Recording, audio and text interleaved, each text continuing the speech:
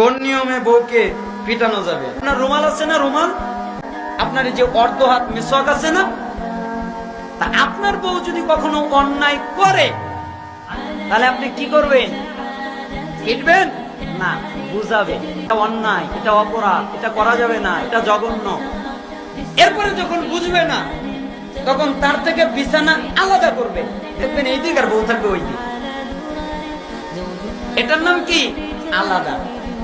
আর একবারে গিয়ে থাকবেন, এটার নাম আলাদা না। মেসওয়াক দিয়ে পিটলে ব্যথা লাগে না। আপনার যে রুমাল আছে এই রুমাল দিয়ে পিটবেন, রুমাল দিয়ে পিটলে ব্যথা লাগে না। তার মানে আমি তোকে মারলাম, এর মানে যে বড় একটা লাঠি, ওই যে বলে না যে লাঠি ঘরের মাথায় ঝুলিয়ে রাখবে, বউকে পিট দিয়ে হাসপাতালে পাঠাবে, এরকম না।